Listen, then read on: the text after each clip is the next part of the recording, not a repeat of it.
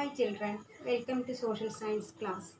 Today let us discuss second chapter from economics. People as resource. So do you think people as a resource? In the previous class we studied different types of resources. Natural resource, human made resource and human resources. And among these which one is the most important? We know that it is human resources. In this chapter we are trying to understand the importance of human resources, how it become an asset to a nation rather than liability. So when we talk about the human resources, mainly we are considering the working class. We know that population is divided into two categories, that is dependent population and working population. Dependent means they are including children and senior citizen, and people human resources that included working category, that mention the working category. So what are the importance of human resources? First one, human resources is different from other resources, and it is a unique resource and superior resources, and so it make use of other resources. So only the human beings are able to make use of other resources. They haven't its own use. Then when we invest in the human resources, is giving much education and healthcare, it become an asset to nation. When we invest in the human resources in the form of education and healthcare, it become an asset to a nation, a wealth to a nation rather than liability. That means a burden. So then this education and healthcare increase the capacity and skill of the people, and they can contribute to national income through their earning. They can earn more and contribute to national income. So human beings are the different types of resources. They are the unique and superior one. They make use of other resources like natural resources, and it become an asset when we invest into human resources in the form of education and healthcare, and this increase their capacity and skill of the people. They can earn more and they can contribute much to national income. So these are the positive sides of population. And do you know what are the negative side of population? Yes.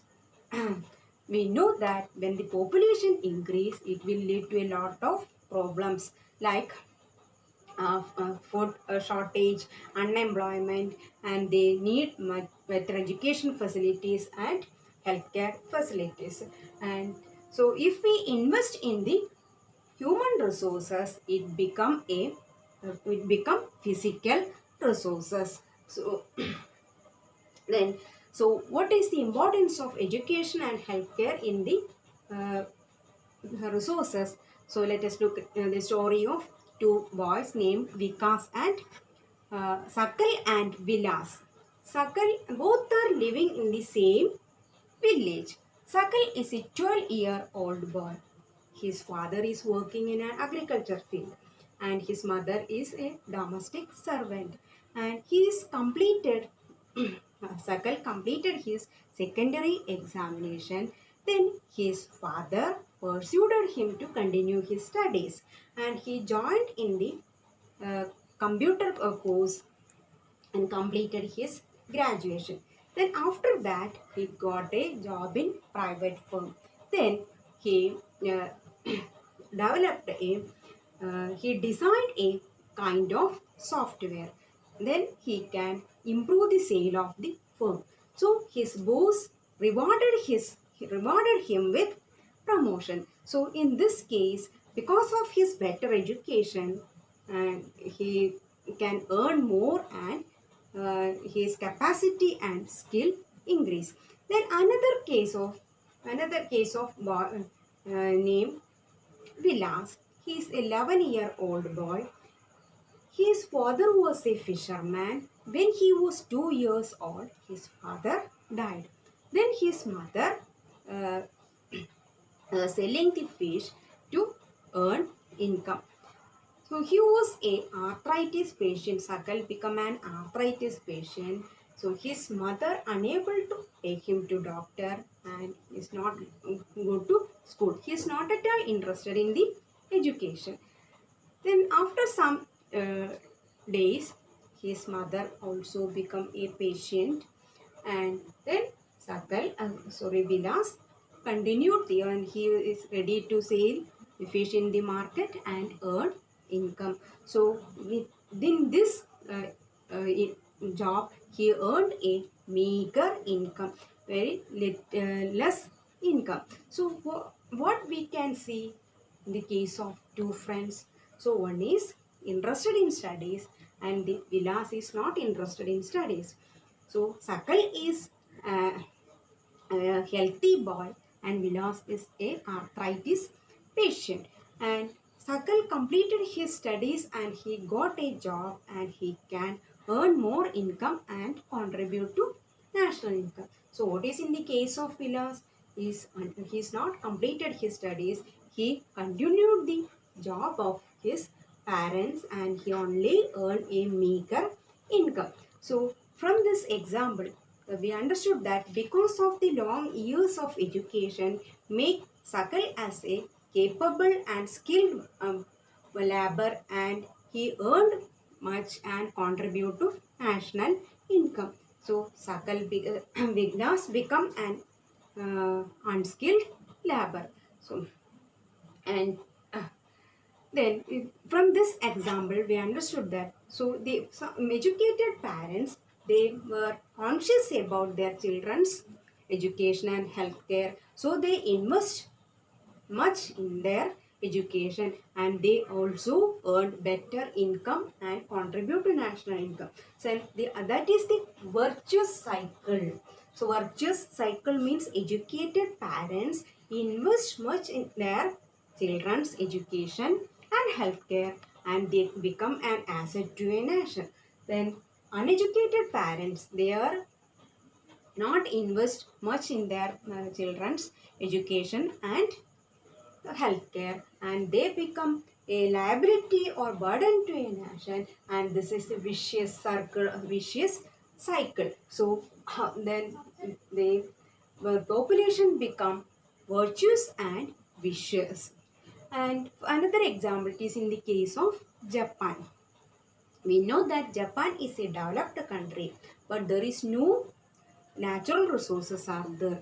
So the government invest much in the people's education and healthcare, and that country automatically developed. So from this example, we understood the importance of education and healthcare that make the resources, human resources, as a asset to a nation or wealth to a nation rather than liability.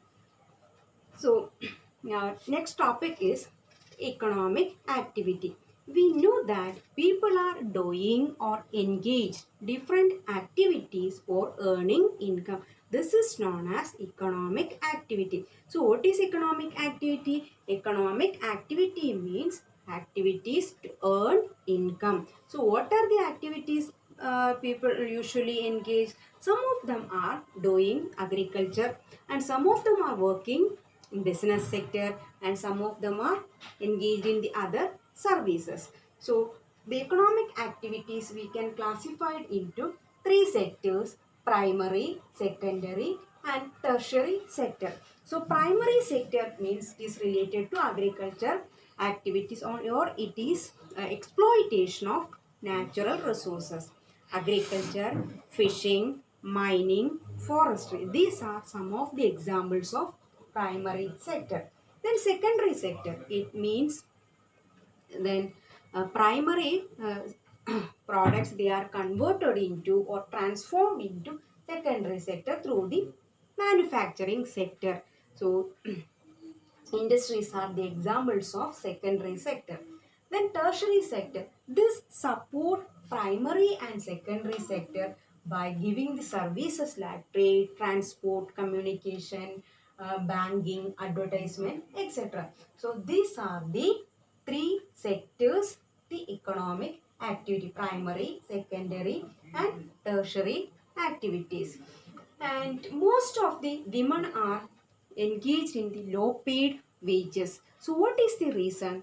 So the main reason is that because they are lack of skill and education. If they have much education, they can work in the better jobs. So the economic activities are classified into market and non-market activities. Economic activities divided into market and non-market activities. So what is the difference between? In market activities, the people are producing goods and services. In non-market activities, only primary products are produced. It is for self-consumption. So in non-market activities, the products are producing self-consumption. And in market activity, they will get some remuneration or payment. In non-market activities, there is no remuneration or payment. And private and public sector included in the market activities, and services like social service included in the non-market activity. So these are the uh, difference between market and non-market activities. I hope all of you understood this today's topic, and next day we will continue the importance of and what are the steps taken by the government to improve the education of the country. Okay, children, thank you.